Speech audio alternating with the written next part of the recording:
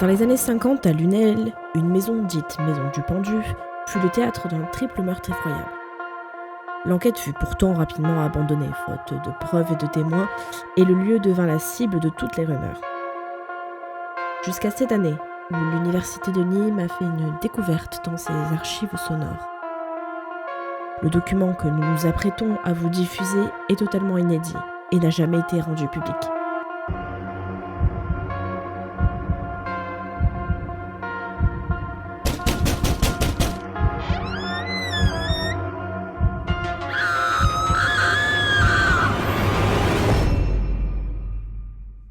Parafiction, le podcast des étudiants en Master Hic.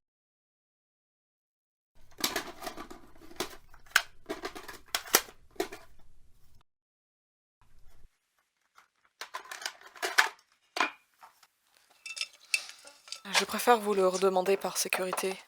Vous êtes sûr que ça ne vous gêne pas que j'enregistre? Non, bien sûr, il n'y a aucun problème. Bon, parfait. Alors, pour commencer, pourriez-vous vous présenter ainsi que votre famille, s'il vous plaît? Bien sûr, je suis André et je suis le père de cette famille. Je m'appelle Béatrice et je suis l'épouse d'André et la mère d'Anna. Et je suis Anna, leur fille. D'accord. Merci à vous pour votre participation. Vous avez fait appel à moi quant à d'étranges événements ayant lieu dans cette maison. Pouvez-vous me répéter de quand elle date? Des années 1870, quelque chose comme ça, on n'a pas la date exacte de sa création. D'accord. Et vous dites que les événements ont commencé quand?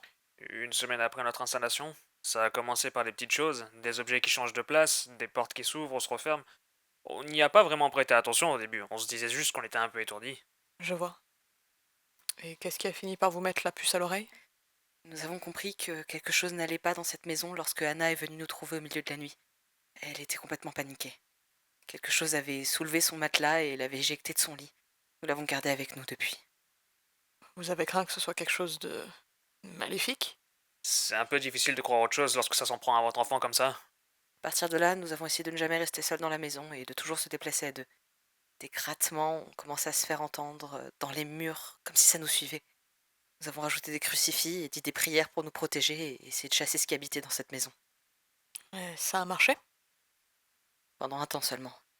Nous sommes crus en paix, plus rien ne bougeait, les portes ne claquaient plus, il n'y avait plus de grattements dans les murs et puis... Un soir, on est rentré à la maison après une sortie au restaurant, et on a retrouvé la maison sans dessus-dessous.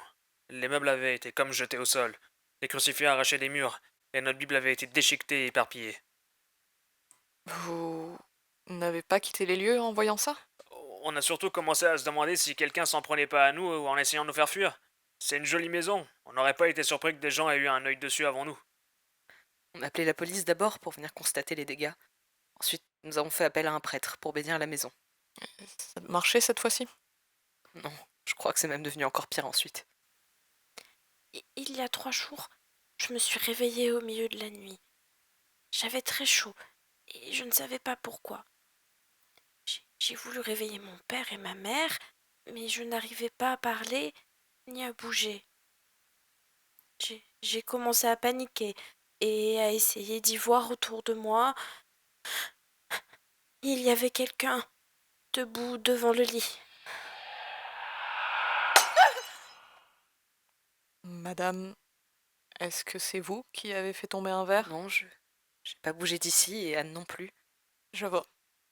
Nous devrions peut-être quitter la cuisine pour le moment. Avez-vous votre part ou nous pourrions continuer cet entretien?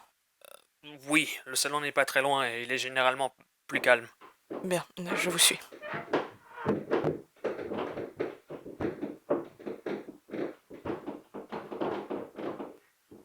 Donc, vous me disiez avoir vu quelqu'un. Quelqu'un que vous connaissiez? Non, en fait, je ne pouvais pas vraiment définir si c'était une personne. C'était une espèce de grande ombre noire qui avait la forme d'un homme. Est-ce qu'il vous a fait ou dit quelque chose?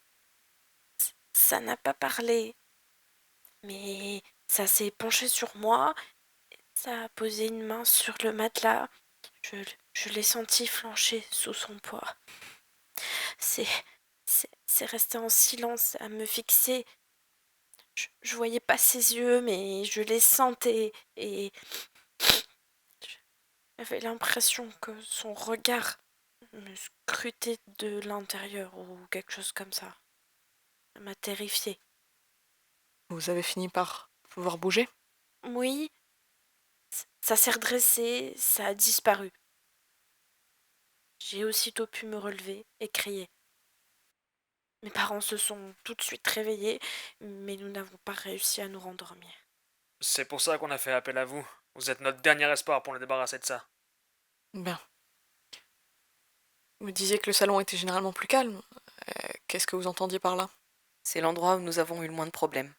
Nous avons déjà eu quelques passages comme des froids soudains ou la télévision qui saute, mais jamais rien de très grave.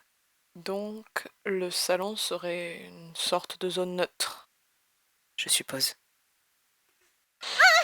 Mais c'est pas vrai! Est-ce qu'il y a quelqu'un ici? Si vous êtes avec nous, pouvez-vous frapper dans le mur? Ça recommence! J'en peux plus!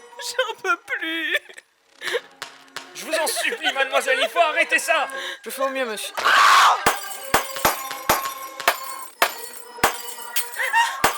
Dehors, dehors, dehors, vite! On sort d'ici, tout de suite. Plus vite, il faut vous mettre à l'abri. La sortie est là! Mademoiselle Sophia? Qu'est-ce qui vous arrive? Mademoiselle, reposez ce chandelier.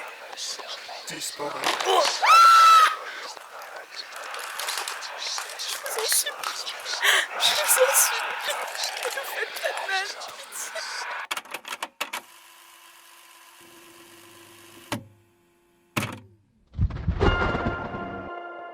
Les 3 cadavres qui furent alors découverts dans la maison correspondent aux parents et à leur fille. L'enquêtrice, pour sa part, ne fut jamais retrouvée, laissant l'affaire sans coupable. La maison fut détruite le 12 juin 2012 et ce mystère est enfin résolu aujourd'hui.